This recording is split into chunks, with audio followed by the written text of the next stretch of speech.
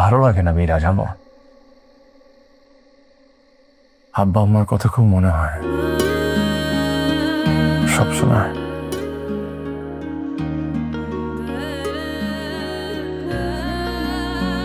না পারি ওনাদের সামনে গিয়ে দাঁড়াতে, না পারি ফোনে কথা বলতে।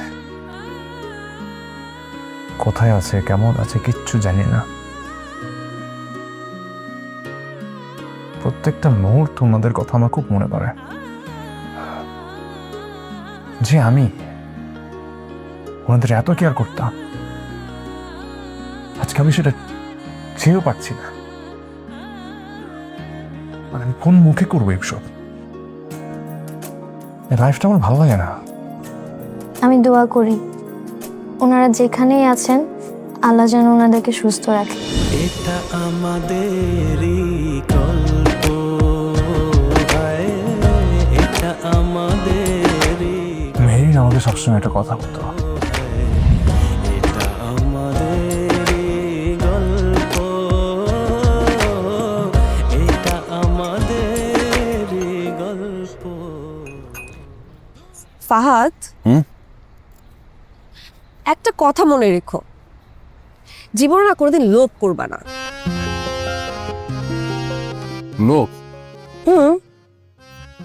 লোভ কেন করবো হঠাৎ এই কথা? হ্যাঁ, এমনি বলছি আর কি, মাথায় আসলো তাই শেয়ার করছি। কারণ লোভ তোমাকে ধীরে ধীরে বদলে দিবে।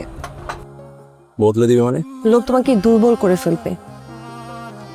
যে মানুষগুলোর উপর ভরসা করে তুমি সব কিছু করবে, একদিন ওই মানুষগুলোই তোমাকে ভেঙে চুরমার করে ফেলবে। সো জীবনে কোনোদিন লোভ করো না।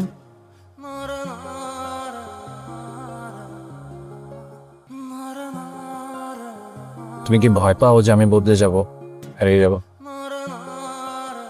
ভয় তো একটু পাই, কিন্তু তোমাকে হারানোর না। ভয় পাই যাতে তুমি ধ্বংস না হয়ে যাও।